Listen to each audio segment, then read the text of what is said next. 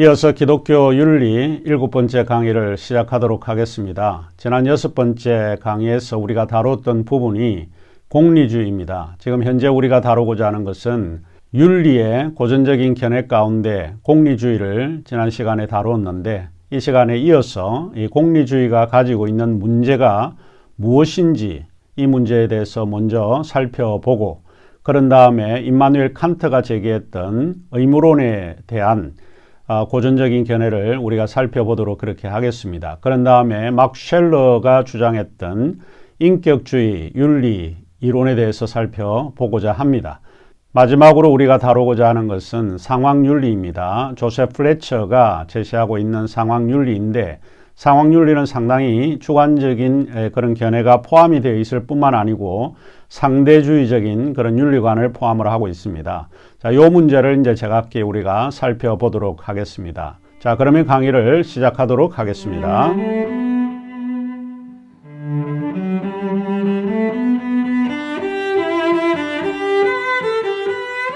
공리주의를 하면서 이 공리주의가 갖는 문제에 대해서 좀 생각을 한번 해보고, 그 다음에 의무론의 윤리 이론을 살펴보도록 하겠습니다.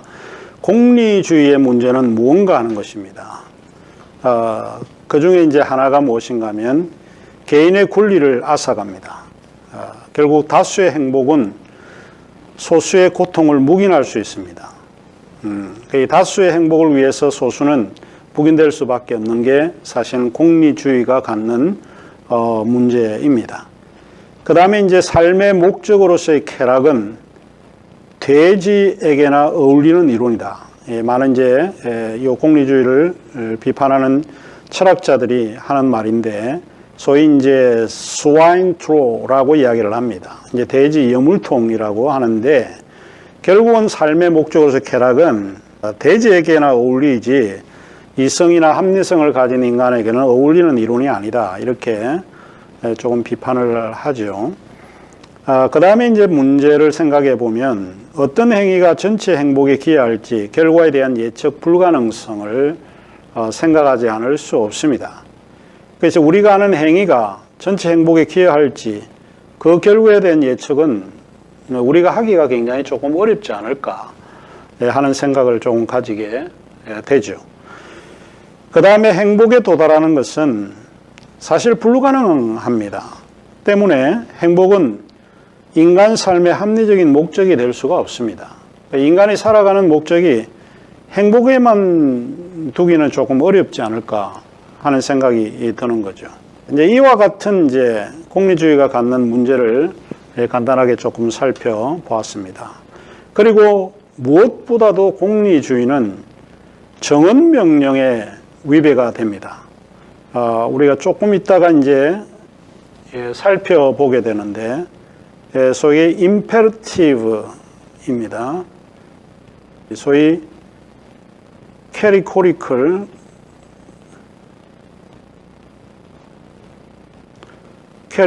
임페러티브인데, 이게 정언 명령이라고 합니다. 그러니까 범주, 캐리고리는 이제 범주라고 그러는데, 정언 명령입니다. 살인하지 말라, 사랑하라, 이웃을 내 몸같이 사랑하라. 이 명령이죠. 도덕적인 명령을 정언명, 이거는 반드시 해야 되는 겁니다. 오트니스죠. 반드시 해야 된다. 내가 기분이 때때로는 상하다. 오늘 기분이 우울하다. 그래서 나는 이 일은 하면 안 돼. 이런 생각이 아니고 이거는 반드시 해야 되는 겁니다. 사실 이제 이게 임마누엘 칸트의 명령의 두 가지 중에 하나인데, 모든 사람은 정언 명령의 요구를 받고 있고, 또 뿐만 아니고 가한 명령도 하이퍼테리컬 임페러티브를 받는다는 거죠. 이 정언 명령은 목적이에요. 그래서 이런 그 도덕의 목적에 위배되는 게 사실은 공리주의다라고 하는 것입니다. 일단 간단하게 공리주의의 문제는 여러 가지 이제 상황에 따라서 문제가 발생할 수 있는데, 이런 5가지 정도를 우리가 한번 생각을 한번 해볼 수 있고, 그 다음에 이제 우리가 이제 생각해 볼 수 있는 것이 의무론입니다. 의무론. 디온탈로지라고 하는 이 의무론은 일단 임마누엘 칸트가 실천 이성 비판 2부 1장에서 이렇게 정의를 했습니다. 조금 어려운 용어이긴 하지만 사실 이 정의가 가장 널리 알려져 있는 용어입니다. 윤리 또는 도덕이란 사람이 사람답게 사는 이치 또는 조금 늘려 말해 사람이 사회생활을 하는 데서 마땅히 행해야 할 도리라고 우선 규정할 수 있다. 이때 사회생활이란 동등한 사람들의 더불어 삶을 뜻하므로 똑같은 존엄성을 갖는 사람들이 함께 사는 곳에서의 인간에 대한 도리, 이 덜이라고 됐는데 죄송하고요. 도리가 윤리 도덕이다. 그리고 이때 그 도리를 도리이게끔 해주는 것이 선이라 할 수 있으니 윤리의 도덕은 곧 선의 표현이다 라고 하는 겁니다. 일단은 임마누엘 칸트의 요 실천에 있은 비판을 먼저 받아들이는 게 좋을 것 같고요. 왼쪽에 보이는 분이 임마누엘 칸트입니다. 사실은 굉장히 잘 생기셨고 깔끔한 그런 이미지이고 실제 도덕적 삶을 살려고 많이 노력했던 철학자 중에 한 사람입니다. 임마누엘 칸트는 소위 케니스베르크라고 하는 아주 시골 마을을 벗어난 적이 없습니다. 그곳에서 그는 평생을 사셨는데 키가 굉장히 작습니다. 아마 오늘날로 하면 156cm에 속하는 키 정도입니다. 평생 결혼을 하지 않았고 그가 다니는 산책을 하는 시간은 정해져 있어서 한 번도 틀린 일이 없이 다녔던 걸로 유명하기도 합니다. 물론 루소의 에밀을 읽다가 한번 시간을 놓친 적이 있고는 그 외에는 없다는 그런 이야기들이 있습니다. 그런데 이 임마누엘 칸트는 사실은 철학자 가운데서 굉장히 유명한 철학자인데 소위 독일과 영국의 그런 인식의 사상들을 종합했던 철학자 중에 하나입니다. 소위 합리론과 영국의 경험론을 종합을 하고 함께 조화를 이루었던 철학자 중에 한 사람입니다. 그는 자기 고장을 떠나고 유학을 해본 적도 없는데 그런 생각을 했던 아주 창의적이고 천재적인 그런 치성을 가졌던 것 같습니다. 이제 의무론은 무엇인가 하는 것입니다. 의무론은 인간의 도덕적 행위를 의무로 이해를 합니다. 그 도덕적 행위는 하나의 의무다라고 하는 것은 내가 도덕적인 행동을 해도 되고 안 해도 되는 것이 아니라 반드시 해야 된다라고 주장을 하는 거예요. 그게 의무이기 때문에 그렇게 이제 의무론을 이해를 합니다. 아까 제가 사진 하나를 조금 그냥 뛰어넘었는데요. 아까 오른쪽에 다시 제가 조금 보여드리면 여기 오른쪽에 있는 분이 바로 윌리엄 로스입니다. 유명한 사상가이긴 하죠. 우리가 이제 요 의무론의 윤리를 볼 때 임마누엘 칸트와 윌리엄 로스가 가장 대표적인 사상가라고 하는 것을 기억하시면 좋을 것 같습니다. 의무론은 이 공리주의와는 굉장히 다릅니다. 의무론은 행복이나 쾌락을 윤리적이고 도덕적인 원리로 받아들이지 않는다고 보는 겁니다. 자, 재미나는 거죠. 그러니까 결국 윤리적인 도덕적인 원리가 행복과 쾌락은 아니다는 거예요. 윤리적인 도덕적인 원리라고 하는 것은 의무가 굉장히 중요하다 이렇게 보는 거죠. 의무론의 기본 전제는 기하학과 연산의 존재가 사실인 것처럼 우주의 근본적인 본질이 도덕적 질서이고 이 우주에는 도덕적 행위자가 반드시 존재한다라고 보는 거예요. 로스가 한 말을 직접 인용한 말입니다. 그러니까 우리가 보통 구구단을 많이 외우죠. 이 수학에서 가장 기본이 구구단인데 우리는 구구단을 외우지 않아도 살아가는데 뭐 불편함이 없습니다.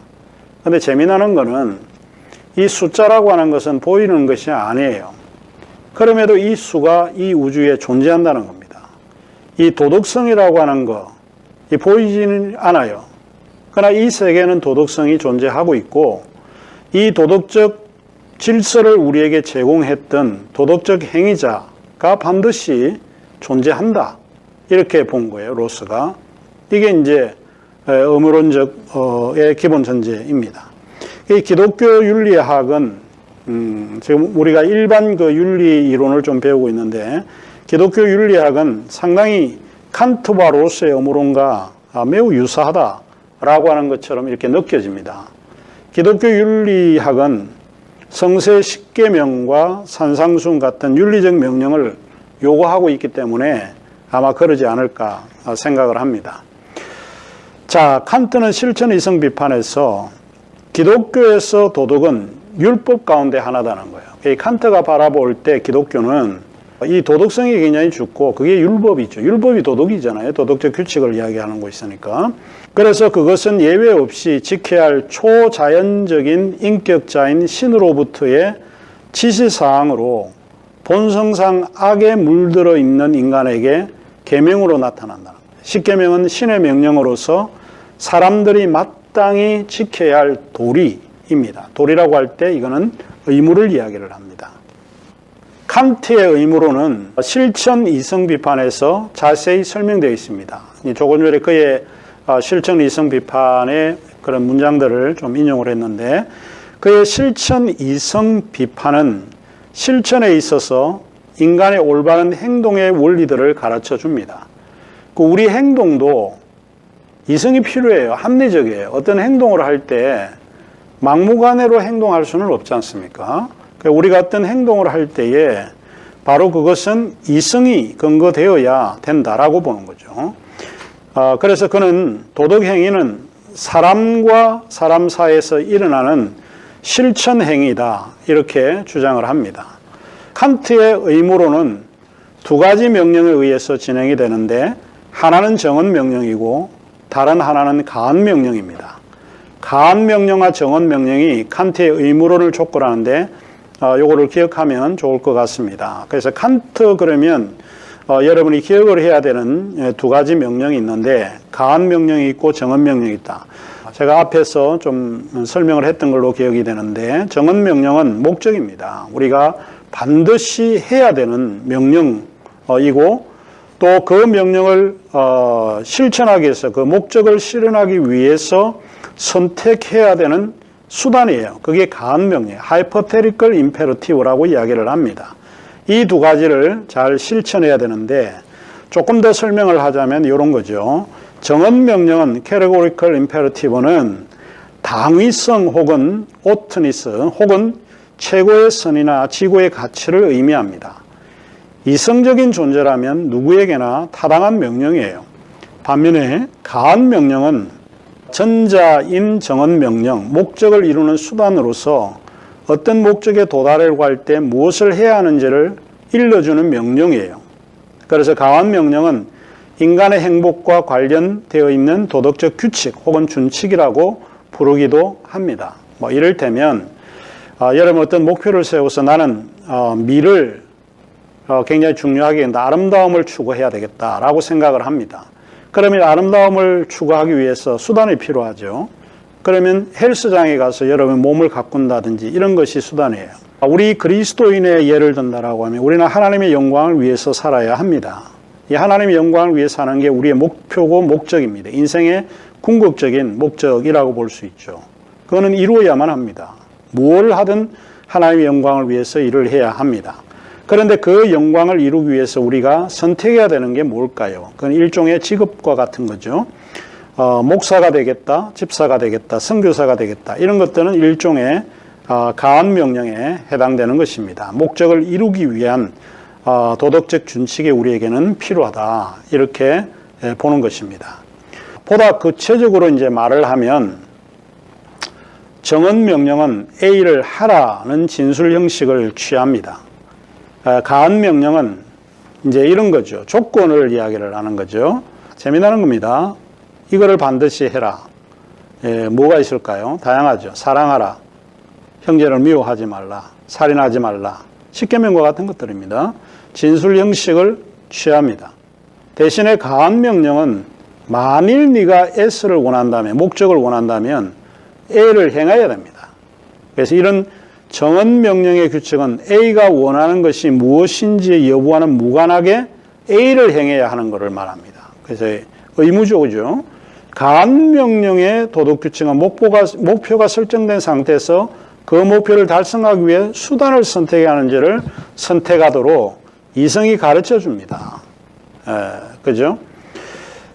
그래서 조금 전에 제가 예를 든 것처럼 누군가가 아름다운 몸매를 가꾸려면 헬스클럽에 가서 운동하라고 말한다면 그 말은 가한 명령의 일종이 된다라고 보는 거죠. 이는 목표나 결과를 조건으로 한 명령이 가한 명령이기 때문에 그렇습니다. 그러면 선천적으로 주어진 도덕적 법칙이고 의무는 네 가지로 설명을 합니다. 이 네 가지를 설명하고 오늘 강의를 마치도록 하겠습니다. 첫 번째, 자기 자신에 대한 도덕적 의무가 있습니다. 그 의무가 있는데 네 가지 구체적인 것 속에서 우리가 설명이 가능하다는 거죠. 자기 자신에 대한 도덕적 의무가 있습니다. 내가 자살을 하거나 안락사를 내가 하게 되면 내 자신에 대한 의무를 저버리는 행위가 되는 거죠. 그래서 이것은 자살이나 안락사를 절대로 하지 말라는 선언적인 요청이면서 명령과 같은 그런 의무입니다. 그 다음에 내 자신에 대한 도덕적 의무만 갖는 게 아니고 타인에 대한 완전한 도덕적 의무가 있습니다. 그러니까 남에게 대해서 계속 거짓말을 하게 되면 이거는 남에 대해서 도덕적 의무를 지키지 못합니다. 남에게 돈을 꾸었는데 갚지 않다면 그거는 약속을 이행하지 않는 것이죠. 그거는 타인에 대한 완전한 도덕적 의무를 실행하지 않고 있다라고 보는 거죠. 그 다음에 이제 세 번째로 자신에 대한 불완전한 도덕 의무가 있습니다. 이것은 자기 향상을 위해 가능하면 노력하고 발전시켜야 합니다. 그래서 인간은 빈둥빈둥 놀지 말고 자기 자신의 재능을 꾸준히 연마해 능력을 향상 발전시켜야 한다고 강조하고 있습니다. 상당히 재미나는 거죠.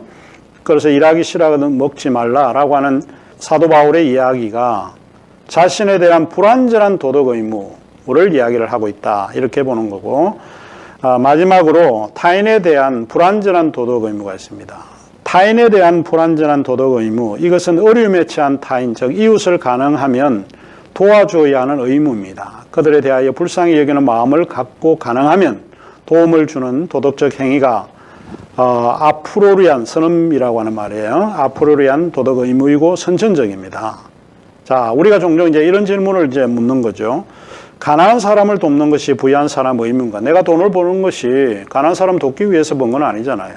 이 가난한 사람을 돕는 것이 부유한 사람의 의무인가? 묻게 되면 칸트는 정확하게 이야기를 합니다. 그렇다라고 대답을 한다라고 보는 거죠. 윌리엄 로스의 5가지 좀 그 의무론에 구체화된 내용이 있는데 그의 유명한 책 Right and Good이라고 하는 책이 1930년에 나와 있습니다. 공리주의를 결과주의라고 비판하고 칸트의 의무론을 추상적 혹은 지나친 단순하고 비판한 그런 윤리학자가 윌리엄 로스입니다. 그의 의무론은 또 칸트의 의무론과는 조금 다른 그런 의무입니다. 조금 구체화된 그런 의무론이라고 볼 수 있는데 그 중에 하나가 우리에게 충실해야 할 의무와 약속을 지킬 의무가 있다라고 보는 거죠. 그래서 우리에게 충실해야 될 의무와 약속을 지킬 의무. 그 다음에 배상의 의무와 이전의 잘못을 바로잡을 의무. 우리가 옛날에 잘못을 했는데 그거를 바로잡아야 되는데 안 하고 넘어가는 사람이 있는 거예요. 이제 그런 거에 대한 의무. 그 다음에 감사할 의무와 과거에 혜택받은 사람이 행해야 될 의무가 있습니다. 그 다음에 집단적 총체적 선의 극대화를 정지시킬 의무가 있고, 그 다음에 이제 마지막으로 악행을 행하지 않는 거, 비해악을 행하지 않을 의무가 있고, 타인에게 해를 입히지 않을 의무가 우리에게 있다. 그래서 이제 칸트의 의무론을 가지고 조금 구체적으로 우리가 살아있는 구체적인 삶에서 좀 적용을 하고 있는 그런 의무론을 윌리엄 로스의 의무론이라고 볼 수 있습니다. 자, 그러면 기독교 윤리학 강의는 이것으로 마치도록 하겠습니다. 감사합니다.